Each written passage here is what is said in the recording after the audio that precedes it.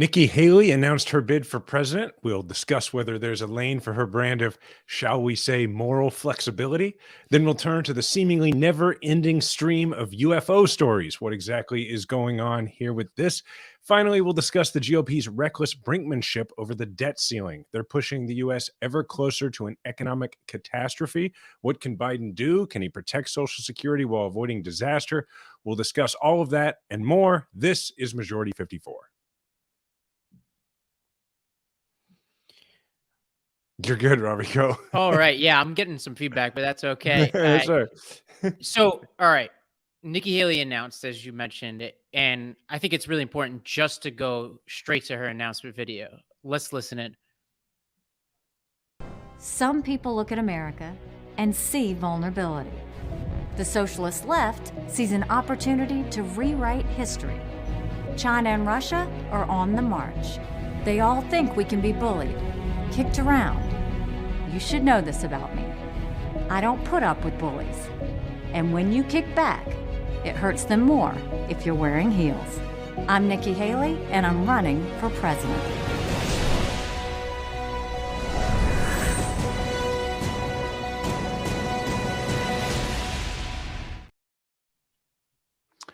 So there's so much in this video. We didn't subject the listeners to the entire thing. Y'all are welcome for that. A couple of things that I would point out about it right out of the gate. One is that there's no mention directly of the fact that she was the UN ambassador for Trump for a couple of reasons. I think one, she was the UN ambassador for Trump, which, like, if you're running against Trump, you can't really be like, oh, so this guy was my boss, right? But I think the larger reason is that it's like not exactly in vogue in the Republican Party right now to have done things internationally on behalf of the United States, or to even acknowledge that people who don't live in America are also human beings. So that was what jumped out at me. First of all, the second part that really jumped out at me was her statement over and over again. They love to do the straw man thing. She keeps saying in the earlier part of the video that, you know, for all of the left's criticism of America, and then she just like compares it to Iran and places like that.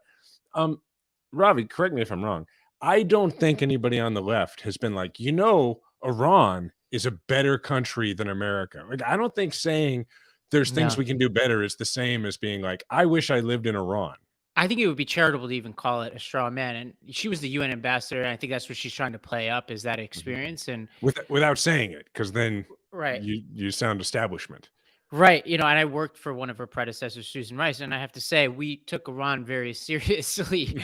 We used to go, you know, at midnight meetings when Iran would do something they weren't supposed to do. We'd be leading the charge. We increased sanctions during that period of time pretty significantly. But what's fascinating here, and our listeners, I warned you that 2023 is going to be the year of Republican on Republican violence. And I really want you to enjoy this year, because this is a year where we could sit back and just say, all right, y'all have at it right now. Figurative violence. Figurative violence. Yeah, we don't want any violence. We don't want any real violence, but metaphorical, we hope.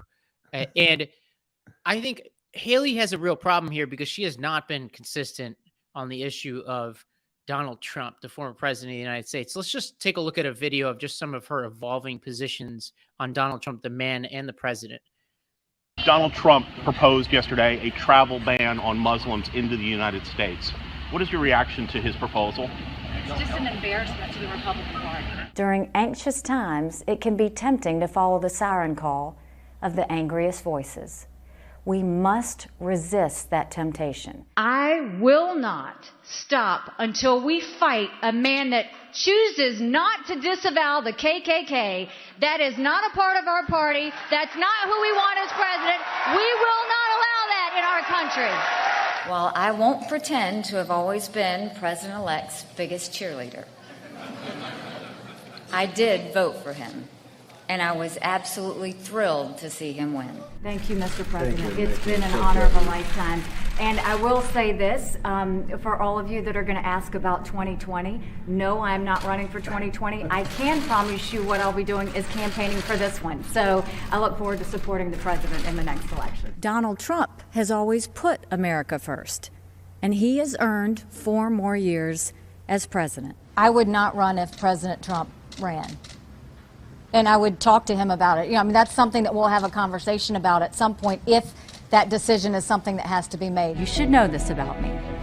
I don't put up with bullies. And when you kick back, it hurts them more if you're wearing heels. I'm Nikki Haley, and I'm running for president. It's so sad, man. She doesn't put up with bullies. Jason, she doesn't put up with bullies. No, she brings them in and we embraces say them. about that? Yeah. It's like, like if you watch like a boxing match or UFC, where if someone's just absolutely getting pummeled, and then the guy in the corner or the gal in the corner will yell like, wrap him up. And then it's like, you just pull them in, because if you pull them in really tight, it's really hard to, like get really good punches. So you're saying that's what Haley is She's doing. wrapped him up. She wrapped him up for a long time. But now, as she wrapped him up, and then he got like weaker. Like, I don't know what happened. Like, something happened that he got weaker. And now she's like, ooh, I can win. So everybody's like, but you said you wouldn't run if Trump ran. And Nikki Haley out loud has to come up with some way to obfuscate this. But in reality, in her mind, what she's thinking is like, well, obviously that meant if I couldn't beat him, but now he's very weak. I mean, it's a completely different situation. You don't expect me to not run. I mean, now that people don't like him as much, I mean, that's all this is, right? Yeah, well, Trump has taken notice. It sounds like they didn't have the conversation that she discussed that they would have. He took to Truth Social to tweet the following: Nikki Haley had a hard time making the decision to run for president because she very publicly stated that she would, quote, never run against the president. Sometimes he doesn't end his quotes, by the way. He said, I told Nikki to follow her heart, not her ambition or belief. Who knows? Stranger things have happened. She's polling at 1%, not a bad start. So he's mocking her. Yeah. If she polling at 1%, that's pretty bad. But I guess it's just the beginning. It's early. Also, going back to that tweet for a second, just like, Trump being who he is, Nikki Haley has said some really dumb stuff. One of the things she said that was dumb one of the things she did not actually say was that he's like the greatest president ever. Like, my point is, he already has a great got here. Like, he's got her. She said she wasn't going to run if he ran. She said she was thrilled that he won. She said all that. She served in his administration, but he can't help it. He's got to just embellish and make up the fact that she said he was the best president ever, which never happened. But now it did, because he said so. So I what this exposes to me, part of my job here, I think, is to be the guy who ran for stuff and can kind of let people in behind the curtain. And there are some things that are common to both parties, particularly at that level of where you're like jockeying for president or running for president. And that is that people who end up in a campaign against each other, particularly a campaign as nasty as that 2016 primary was, they don't really like each other. Like, they at some point they have to put on airs, and they have to, because they got to work together. They got, it's mutually beneficial, like it was for Nikki Haley to go into the administration. But it is rare. I mean, it happens. Like, I have people who were looking at running when I was looking at running, or who did run, who I'm like genuinely friends with now. But if you're being real, at the time, there's a rivalry there. And usually it doesn't fully go away. It just sort of goes dormant or for a little while. And that's all that happened. Like, I'm sure people will be outraged about this, but the truth is, like, Nikki Haley wanted to be president then. She wants to be president now. And she thinks she can beat him, possibly. And that's why she's running. There's nothing more to it than that. Well, the Trump campaign, which I guess exists, there's people over there. You can't tell, yeah. They sent out an email titled "The Real Nikki Haley," and for all the falsehoods that Trump has been responsible for in his campaign, there's a lot of truth in here, which is he basically just goes through the record that we just talked about. Essentially says that she can't be trusted. And so I think in this sense, it's like, I think it was Kissinger who said about the Iran-Iraq war, it's a shame they both can't lose. So I think that's how I feel about this Republican primary. It's like, I just hope they all lose. Obviously, they all can lose if we win the general election, when we win the general election. And Haley is a particularly dangerous character, I think, because we can make fun of her or whatever, but she's a slicker version of the extremism that we see on the right. And here's just one example of how she can play the game of appearing to be moderate in public. And she did this around the Confederate flag stuff in South Carolina. Like, she appeared to be like, conciliatory and trying to work together with civil rights groups to take it down. But here's this 2010 interview she did where she's with a pro-Confederate group. And she already in this interview has already told them basically she's sympathetic to the Confederate flag and that, she believes in the history and she thinks that the flag is misunderstood. But then she goes on to talk about the issue of secession from the United States, which I would say is a fringe position. Let's go to this clip. Do you believe that the states of the United States have the right to secede from the Union? I think that they do. I mean, the Constitution says that. If it became an issue where the state of South Carolina needed to secede from the Union, would you support it? I'm one of those people that doesn't think it's going to get to that point. And let me tell you why. While we are seeing all of this federal intrusion come into our states, the way I will handle it is I'm going to get a coalition of governors together that turns around. Let's take the healthcare situation, for example. I'm going to get a coalition of governors that turns around and goes to Washington and says, this is what you can do and this is what you can't do. I think it's important for people to understand that was like a group she had to sit with politically to run for governor in South Carolina, that like she had to sit with politically. Like, if you want to win the Republican primary for governor in South Carolina, you've got to sit down and win over people who are like, what are you going to do if it's time to secede? And are like, not kidding. And you've got to treat them like they're very serious and important and mainstream people, which then makes them serious and mainstreamed because you're a candidate for governor and you're doing that. And I think sometimes there's probably a lot of people who listen to our show who don't come from states like South Carolina or Missouri, who don't realize that like this is a real thing. These are real forces within the Republican Party that have been legitimized over and over by candidates like Nikki Haley, who were like, I'm not going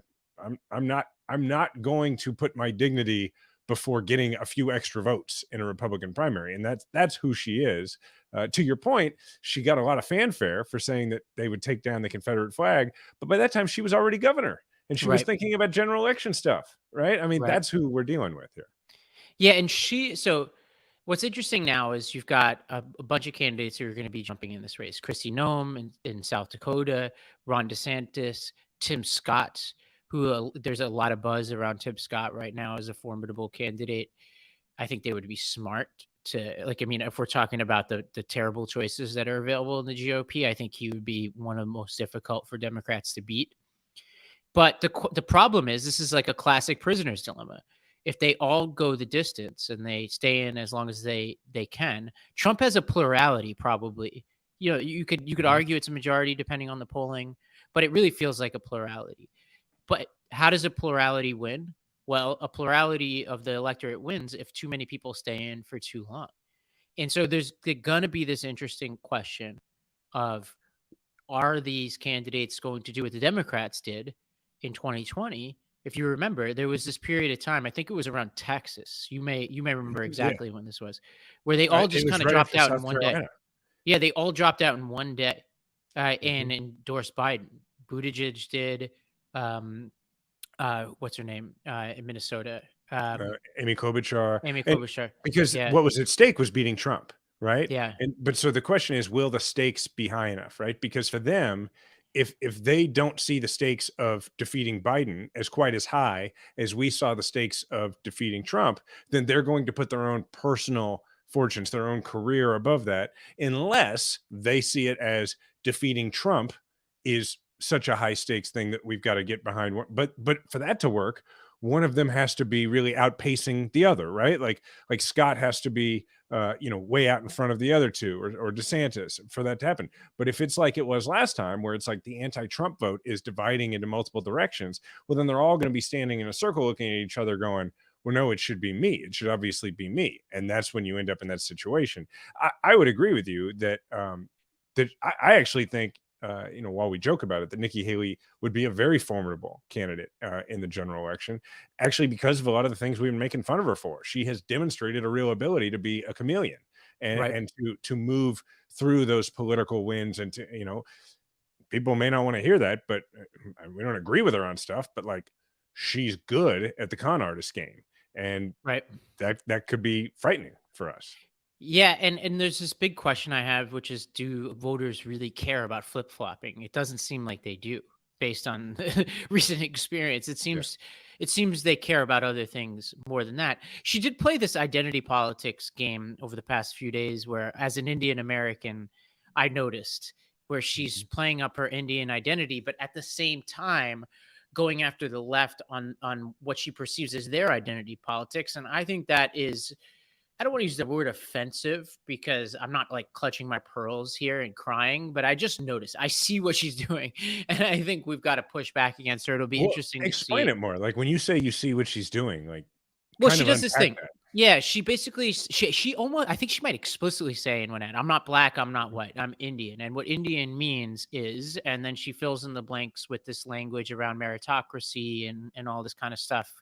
And to me, it implies that meritocracy isn't prevalent in either of the other sides of that equation. Like there aren't, I'm, for the people who are new to this audience, I was a former school principal in North Nashville, right? And a lot of our parents in North Nashville, African American parents, almost 100% of them, they believe in the same power and promise of upward mobility in America that these Republicans claim, and that Haley's claiming is like dominant within the Indian American community and almost concentrated there. But one of the reasons why I even started a school in the first place is because although the odds are tough for people coming from a place like North Nashville, the parents still want that.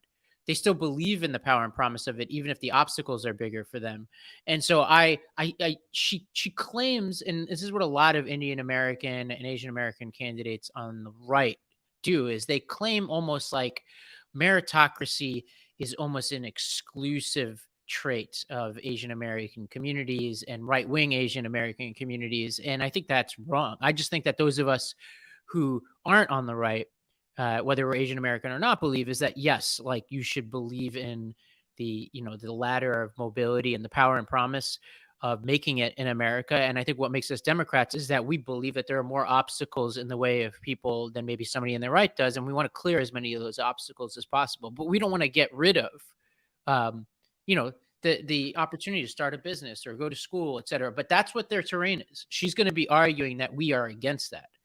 And I feel like as a right winger, what she's saying is almost even worse. And it's like, I feel like what she's saying is, instead of saying, look, meritocracy is an Indian American trait, but it didn't necessarily apply to the folks, as she puts it in her ad, on the white side of the tracks or the black side of the tracks. I felt like what she was saying is that that she's like implying that the white folks believed in meritocracy and that the black folks didn't, and that she as an Indian American believed in meritocracy, but you can't, even if you don't agree that the white folks believed in meritocracy, you can't put that on her because she wasn't. It's like she's trying, I felt like it's an identity politics that's like, I share your agenda and your perspectives, but don't worry, I am invulnerable to their usual identity attacks. Right.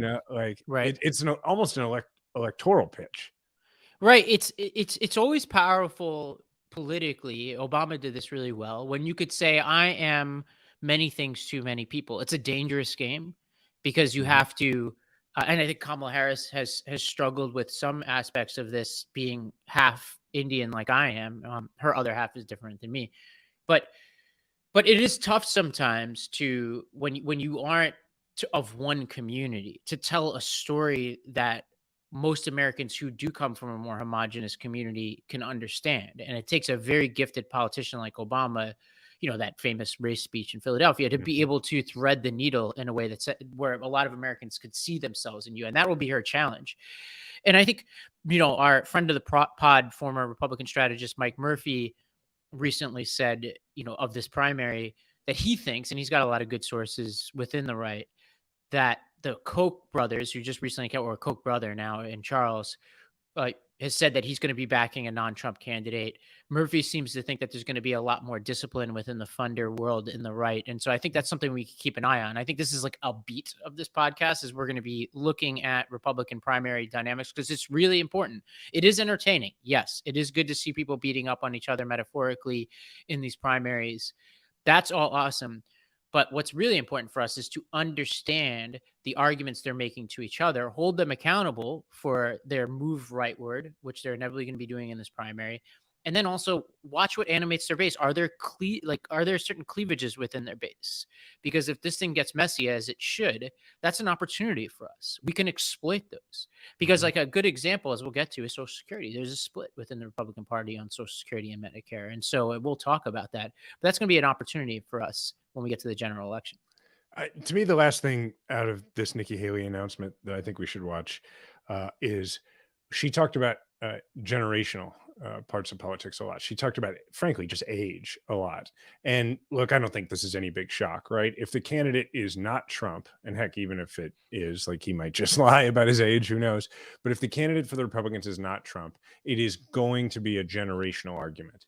And look, I don't think that necessarily plays to our strengths as a party. I mean, because the activist base of our party is very young, the energy of our party is very young, and I'm not saying, like, therefore Biden shouldn't be the nominee. I'm just saying it's something people need to start thinking about now, because whether it's DeSantis, whether it's Haley, whoever it is, they're going to make this.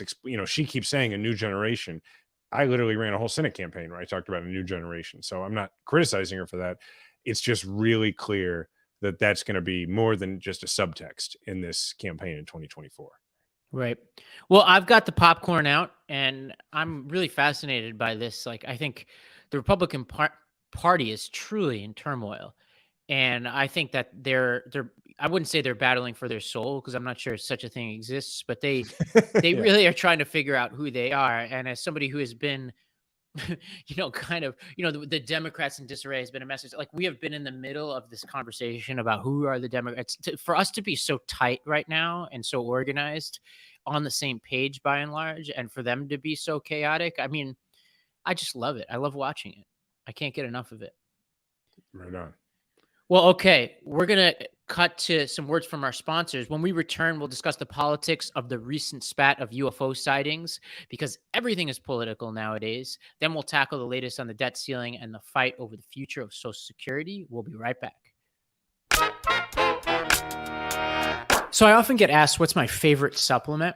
And this is an easy answer: Athletic Greens. I've been taking this long before they sponsored this podcast, and it's really your one-stop shop. They call themselves nutritional insurance, and it's really so much more than that.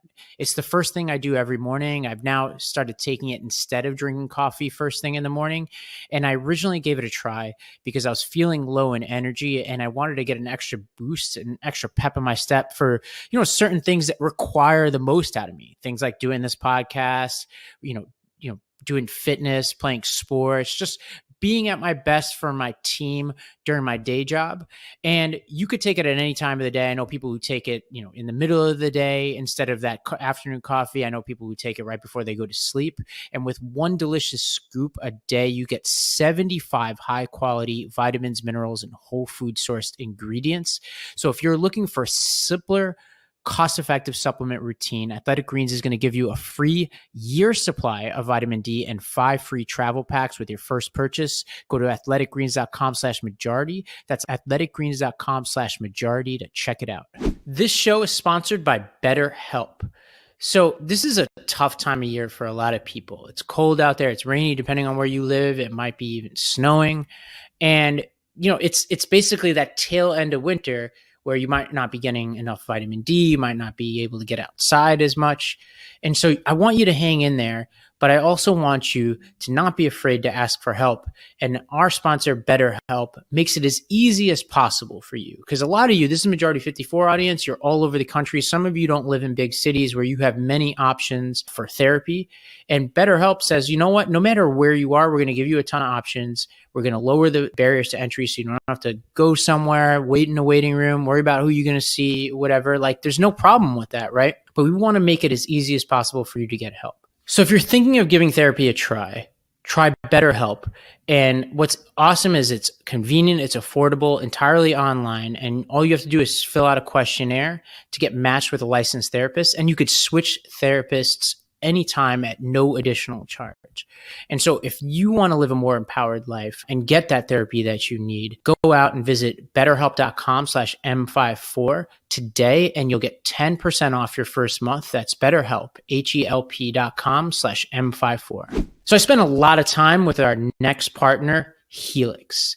And I have a Helix sleep mattress, and what they do is they send you this quiz, and it takes under 2 minutes to take this quiz, and you just basically talk about what are you looking for in a mattress, because you spend so much time sleeping if you really think about it. And it's kind of crazy that we have this one size fits all approach to mattresses. So you take this quiz like I did.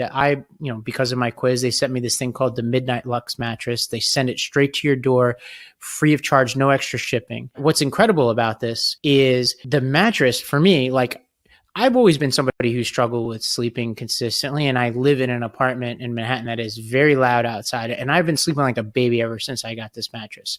And so you can go out there, you can take this quiz, remember, under 2 minutes, and they'll send you a mattress that's right for you. And what's really cool is for our audience, Helix is offering their best deal that they give out there, which is 20% off and 2 free pillows. All you got to do is go to helixsleep.com/majority54.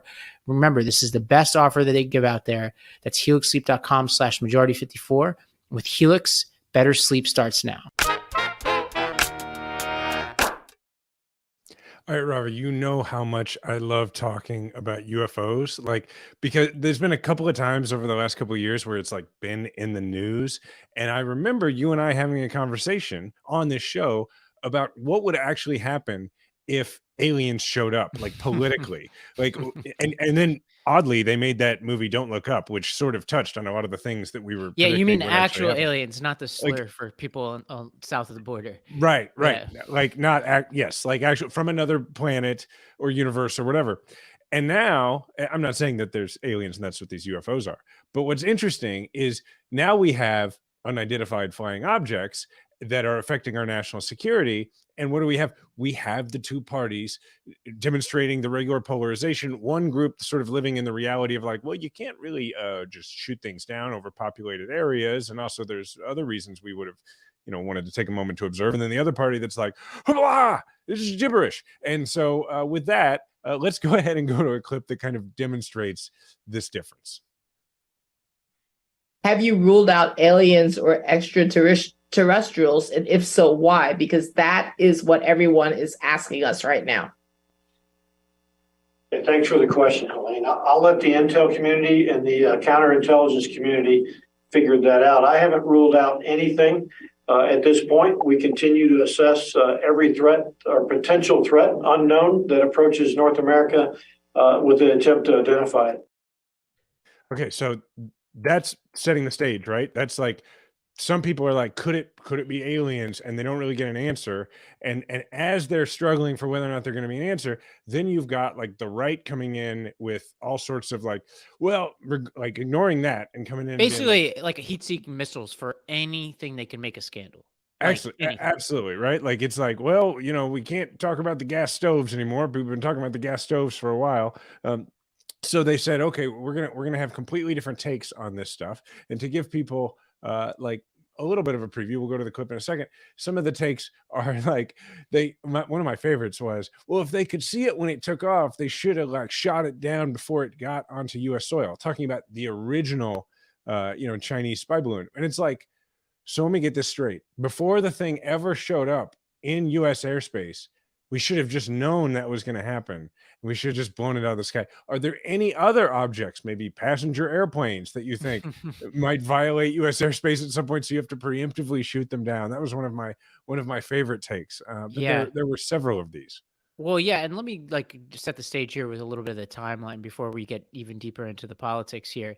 So there are many objects that enter U.S. airspace or just are unidentified, right? And a UFO is just a term to mean exactly what it means. It doesn't mean aliens. It just means we don't know what it is. And in this era of drones and new technology and all that, the chances are that we're going to have a lot of these things going on. And so you have the original object, which really isn't even the original. There was stuff even before this, but we're just clocking in at when this became a sensation.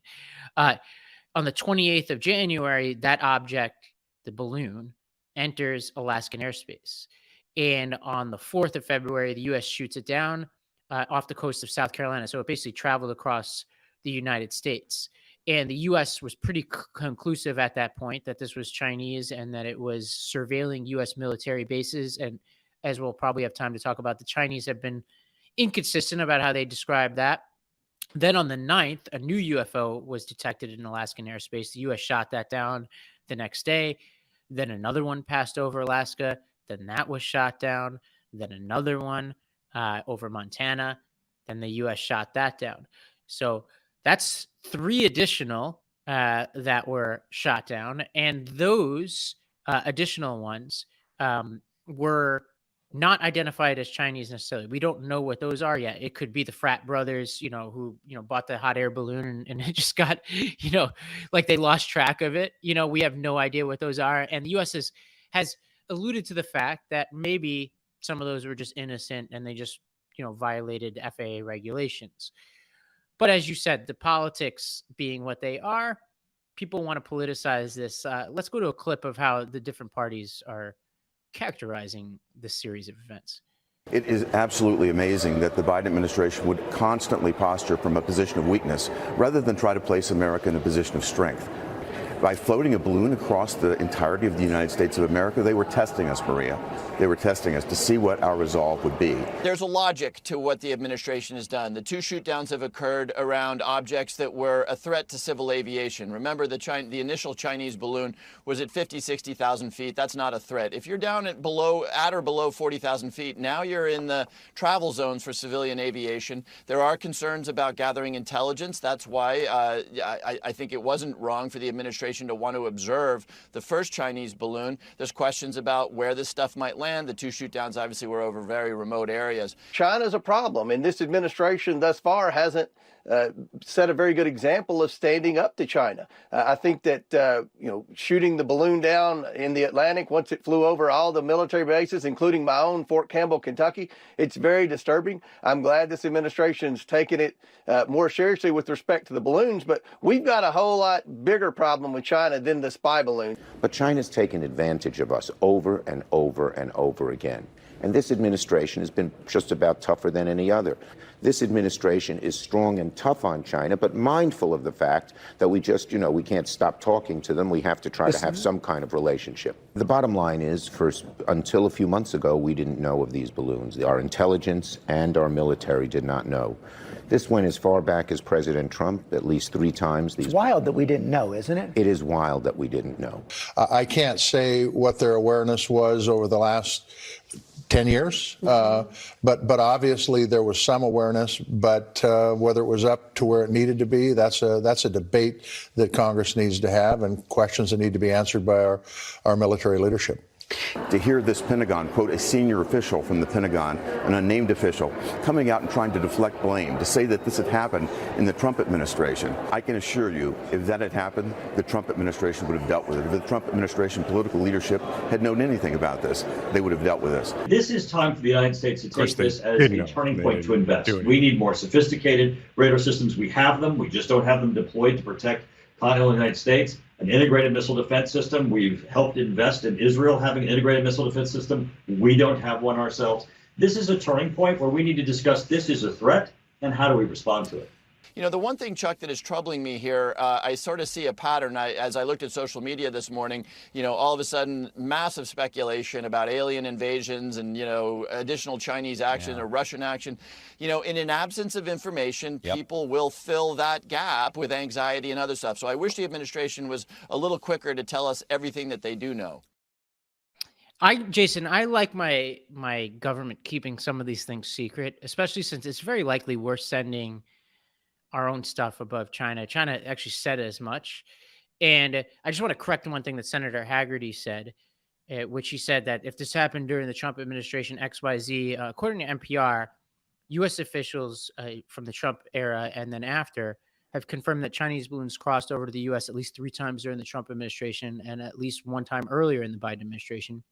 And actually, part of the reason why to be charitable to some of the Trump officials, they might not know this because some of this was confirmed after the fact. We didn't know about it, and then we later were able to confirm that these objects crossed over into our airspace. And actually, one of the reasons why we even know about any of this is Biden ordered the intelligence and military community to refine the technology they're using to track these, to actually start to track more objects above U.S. airspace, which is part of the reason why we're even starting to confront more of these objects now more than ever before. There's a couple of things about this that stand out to me.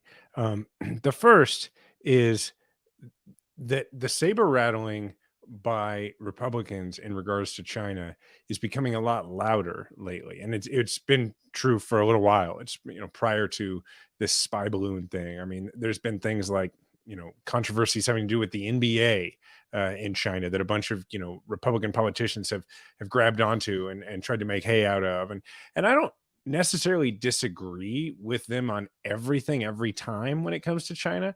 What worries me, as somebody who's like been in the military before, is that what I'm sensing is a real, like, I don't know, this thing where they seem to have found this political winner, and they feel like if they can saber rattle toward China, it's almost like they think, well, we're never actually going to go to war with China, so we Right. can just talk tough about them all the time, and we can constantly say that the Biden administration isn't tough enough.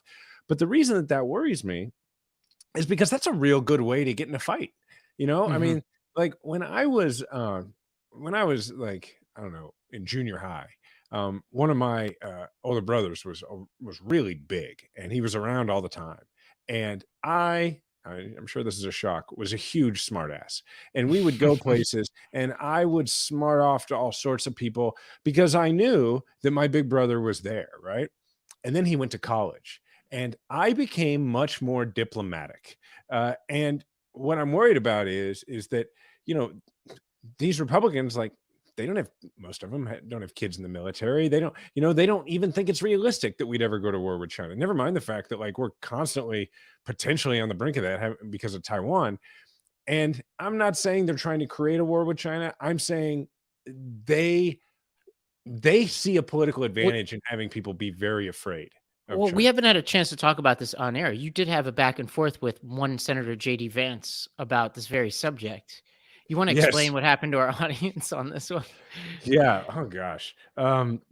Yes, JD Vance, like many Republicans that day, that when the spy balloon was going over the United States, he tweeted out a photo of himself sitting out there looking up with a rifle, acting like he was going to shoot it down. Now, look, he probably was kidding, right? The problem is there's an awful lot of people who, like, there were people shooting at the balloon. Okay. There were stupid people doing that. And at the time they did that, it was passing over Missouri. And, like, we have a problem. I mean, we just won a Super Bowl. And one of the first things the mayor had to say, I was waiting for how long it would take. Yeah, I know. Can you believe it took me that long but the mayor had to say, don't fire guns in the air in a celebratory fashion. I mean, it happens every 4th of July. It happens over New Year's, and those come down and they hit people and they kill people. And so, I just said, all I said was, I said, hey, this can encourage dumb people to do really dumb things, and fire at something that's, tens of thousands of feet out of range, and those bullets come down. You would think a U.S. senator might want to discourage that, to which J.D. Vance called me a humorless scold and said that must be why I lost my Senate race. And I was like, I don't think that's why. And so you outperformed the ticket that year dramatically, which was Hillary, by, I don't know, how many 16 points. You outperformed Hillary by 16 points in Missouri, and he underperformed Trump pretty significantly in Ohio. So he's the only reason why he's a senator is because of forces extraneous to him. But it does show that these guys are not interested in being statesmen and women. Also, like, it shows that he assumes I still want to be a senator, and I don't. but like they get into that world, and they're like, everybody must want what I have. But that's the first part. Is the saber rattling gets me. But here's the other thing. You mentioned the report that, the Chinese have said, the Chinese government has said that, the U.S. sends these over us all the time. And that they said there's like been 10 this year or something. And look, I think it's either an exaggeration or a lie. The U.S. government is saying it's not true at all. But what do we know? We spy on them. Like, the thing is, we spy on each other. So whether it's an object in the sky or whatever, like, that's happening. And I'm not like you. Like, the thing about the China stuff is, my problem isn't that we're hard on China. It's that the Republicans want to only be hard on China. They don't want to talk about Saudi Arabia. They don't want to talk about Russia. Like, I'm all about holding authoritarian regimes accountable and being tough on them. I just think we should be consistent about it.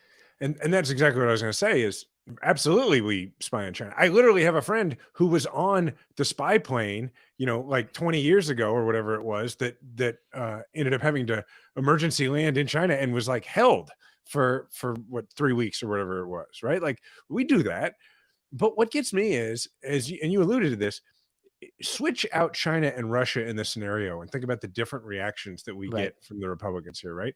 Like China is saying, well, you do this to us. And the Democratic presidential administration, the Biden administration, is saying, no, we haven't done this. And Republicans are ignoring that, right? But if this were reversed, they would be saying, if it or not reversed, but if it were Russia, they would be saying, well, look, we do this to them. So what? So Russia sent a spy balloon over. I'm sure we're sending these over them. It's part of the game. It's what we do. They would not be yelling about how Biden is not tough enough on Putin. That's not what they would be doing. Right. I mean, I'm constantly hearing from my Republican friends about how we've overblown the Russian threat. Absolutely. And they make fun of us for being, pro-Ukraine. Like they make fun of us. Like there's some sort of weakness. Amazing. Yeah. So, I mean, I don't know what else there is to say about this, this UFO situation other than I'll reiterate something I think I've said on this podcast before, which is I'm generally pro alien involvement in this planet. Me too. I think we could use some help. Yeah, I really do. There's always the sense that, and this is the media is responsible for this and Hollywood, that the aliens are necessarily bad and that we're good. But I look around and I'm like, there's at least 40% of this country that I'm like, all right, look, we're stuck together and I love them and we're all going to make this experiment work, as well as we possibly can. But if we added more people who are smart enough to get here before we could get wherever they are, maybe they'll kill us all because maybe we're offensive to whatever their morals are. That wouldn't be surprised. But maybe they'll just help us be better people. That's my hope. Well, I hope they're really nice because if this is aliens, we just shot down some of their stuff. So yeah, I hope that they come in peace. Well, there's a great book I'll recommend to the audience, which I actually got from Mike Schur when he was on this podcast as a recommendation. It's called The Three-Body Problem. It's all about what happens if we actually learned of extraterrestrial, monitoring of this planet and presence on this planet, and what would happen if we invited them. It's really interesting, and apparently Netflix is making a show about it. But maybe enough alien talk, Jason. Should we talk about the debt ceiling? I know it's a bummer for you to move off of this, but all right, debt ceiling. Let me just lay this out really quickly. The Treasury Department has now said that we're heading towards a fiscal disaster. Now we have the Congressional Budget Office weighing in today, saying that the Treasury Department's ability to continue paying its bills and prevent the United States from defaulting on its debt could be exhausted sometime between July and September. And so this means that this is actually, believe it or not, positive news compared to the last time we talked about this, because it's like a few more weeks, if not a month or more than we thought before. And Yellen, Treasury Secretary Yellen, recently said that, quote, in my assessment and that of the economists across the board, a default on our debt would produce an economic and financial catastrophe. Household payments on mortgages, auto loans, and credit cards would rise, and the American businesses would see credit markets deteriorate. This would be a catastrophe. Republicans, being the nihilists that they are, probably invite this chaos. Yeah, absolutely. I mean, look, there was this clip that I wanted to play, but then I looked it up and it's got some words in it that you can't use here. But there's a moment in Blazing Saddles where they're getting ready to kill the sheriff, and the sheriff takes himself hostage. And then all of the other people are like, wait a minute, he'll do it. He's threatening. They're there to kill him. And he's like threatening to kill himself. And they're like, oh, back away. He's serious. He'll do it. Like he takes himself. That's literally what the Republicans are doing. They're just like, hey, we'll bring this whole thing down, because they're in the boat too. And they're like threatening to sink the ship that they are also in. And it brings me to where Biden is now, right? And it made me think of a whole other clip that we can play, which is, Biden is saying, look, I'm not going to agree to all of these undefined spending cuts that you're demanding while you hold us hostage with the debt ceiling.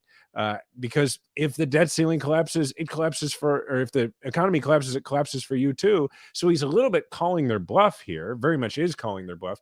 And it reminds me of one of my favorite story arcs from West Wing, when President Bartlett called the bluff of the Republican speaker on a shutdown having to do with passing a budget.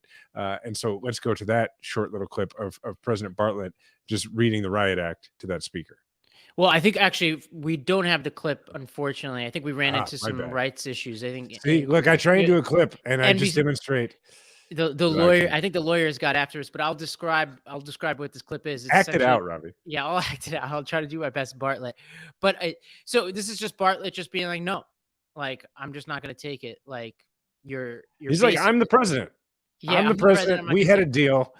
We're not doing this. And such a letdown. But you know what? I still felt the same energy. It's so good. It's so good. So we don't want to get this taken down. People can go find it. Every once in a while, I got to use my law degree here. But yeah, like I would love. I for refuse that to to use mine. Now the problem is we don't live in the West Wing as much as I would love to, and like that world is, where politicians speak in complete sentences and read books and actually attempt to work together every now and then and listen to logic. So where we are right now is we've got Biden staring down, a group of politicians who are about as mindless as the sort of infected in The Last of Us, like they're about as reasonable.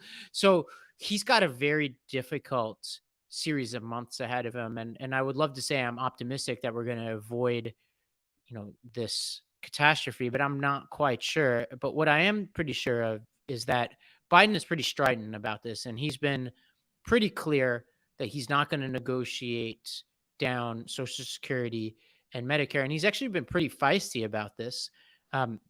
There is this, he actually, the White House itself shared this split screen clip of Senator Mike Lee. And on one side, if you're on the audio audience, you can't see the left side of the clip, which is Mike Lee getting offended when Biden talked about how Republicans want to cut Social Security. But what you will hear in the clip is the right side of the clip, which is Mike Lee in a different setting talking about the very thing Biden accuses Republicans of. Let's go to that clip. It will be my objective to phase out Social Security, to pull it up by the roots and get rid of it. Here,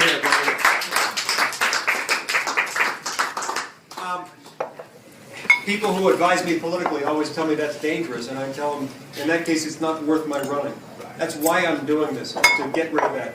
Medicare and Medicaid are of the same sort and need to be pulled. Yeah, so that's Mike Lee. And you might be like, all right, well, that's just one person. Well, we just talked about Nikki Haley. Let's go to what she has had to say about this in the past. What they need to be doing is looking at entitlements. Look at Social Security. Look at Medicaid. Look at Medicare. Look at these things, and let's actually go to the heart of what's causing government to grow. So you're not... So that's Haley, right? And then Biden himself, he didn't say Rick Scott by name in his speech. He was nice enough to say that. In the State of the Union, yeah. State of the Union. But then he's now, kind of been out talking, stumping. And he went after Rick Scott after the State of the Union because I guess Rick Scott didn't fully own this issue. Let's go to this clip of Biden. Senator Rick Scott from Florida, who was responsible for getting Republicans elected to the Senate, is a little bit in hot water right now because his plan is to sunset Medicare and Social Security. Well, meaning if you don't reauthorize them every 5 years, they go out of existence. And here's Rick Scott's response to this. He says that because I'm cutting prescription drug costs, that means I'm cutting Medicare. Where's he been? I think he's a little confused. I love like how Biden can he's like very diplomatic, and he's like maybe the last Democratic politician we're going to have who's going to always and exclusively refer to Republicans as his Republican friends. But at the same time, like you can tell when he's enjoying twisting the knife, right? Like he enjoyed, well, now I'm no longer, in the chamber. I'm going to talk about Rick Scott by name. And I mean, it is ridiculous. Rick Scott's like, well, you're cutting Medicare because you're cutting the cost of medicine for seniors. Like, yes, I guess you're cutting how much of Medicare's funding goes to pharmaceutical companies. I suppose that is cutting Medicare. It's which actually probably, in Rick Scott's defense, is probably offensive to him. Absolutely. If you know anything about him. Absolutely. Where he made his money. And And so, you can see that Biden is enjoying the fact that by not referencing him by name in the State of the Union, but talking about his terrible ideas, he's in trouble with his side, not for his terrible ideas, but for saying his terrible ideas out loud. And Biden is clearly enjoying that, which, by the way, just as an aside, the concept of sunsetting everything. Now, not only Rick Scott didn't just say we should sunset these programs. He said every year, every federal law that has been passed, every federal program should be sunsetted, meaning it should, if it's not renewed every 5 years, it goes away. Can you imagine if we didn't have any federal programs or laws at all, unless they were renewed every 5 years? The House and Senate would be like working 24 hours a day, 365 days a year, just renewing stuff, first of all. Yeah. Second of all, the way our politics work, I'm sorry, there's no way in the world that you would get a 60 vote majority in the U.S. Senate, regardless of the makeup of it, as long as it wasn't 60 Democrats, to actually renew Medicare, Social Security, or Medicaid. Biden's right. They would be gone because these people don't want those programs. We can't even get them to commit to vote to honor the full faith credit of the United States. Right. So, like who knows what kind of programs would never exist after all this. They opposed these programs when they were put in by FDR. They opposed them then. They opposed any extension of them all along the way. They don't want them. They never have. Well, so we'll obviously keep an eye on this. This is going to be the dominant conversation over the next few months. And I think what Republicans are trying to do is sabotage an economy that may be on the rebound. There are all these, economic experts out there who are looking towards inflation, which seems maybe to be getting under control.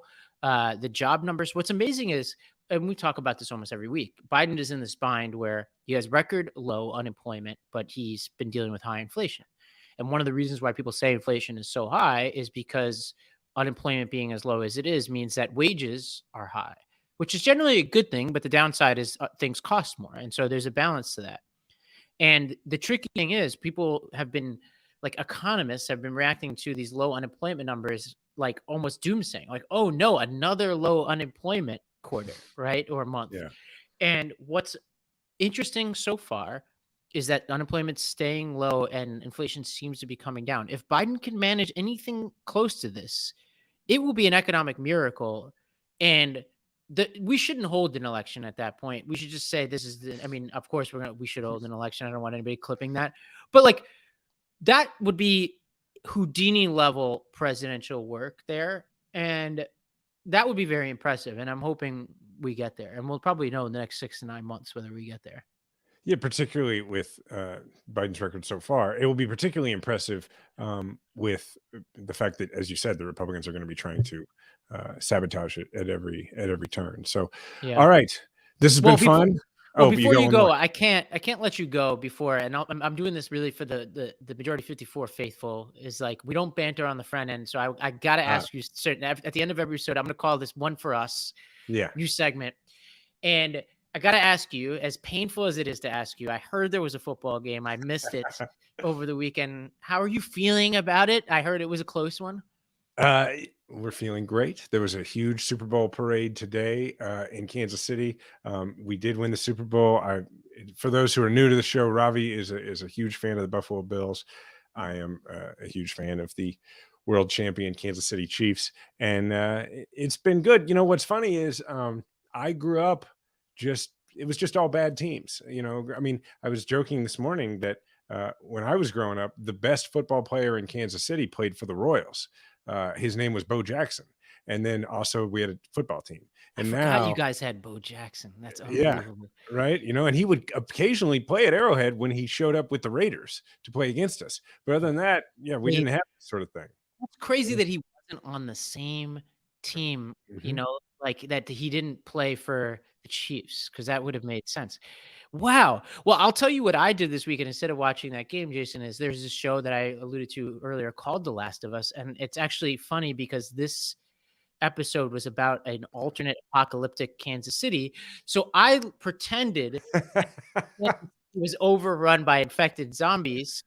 And that made me feel a lot better about everything that's happened in football. They noticed they didn't, and apparently Kansas City, according to the show, is where the most vicious people were, not just the zombies, but the survivors.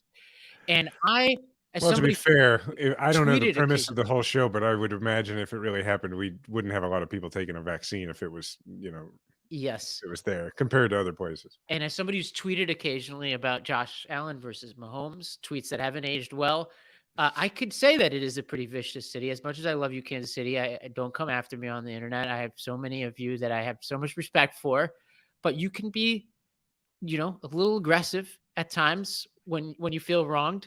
So that's what I did instead of watching the Super Bowl. So it made me feel better. You missed a heck of a game with a great ending. All right. Well, mercifully bring us to an end, Jason, here. All right. Okay. Look, thanks everybody for listening. Remember to subscribe to Majority 54 wherever you listen to audio podcasts. If you don't already subscribe, just search Majority 54 and then hit subscribe, and then leave us a 5-star review. Look, the show's changed a little bit in the format, so if you haven't left a review in a while, feel free to leave a review letting us know how the last 2 weeks have gone, whether you like it, whether you don't, what you think should change, what you think should come back, what you think we should do away with, that kind of thing. We appreciate it. Thank you to the Midas Mighty who are watching and who are still a little bit new to Ravi and myself. Hope you're enjoying it. Remember, we all have a platform. Make sure to use yours today.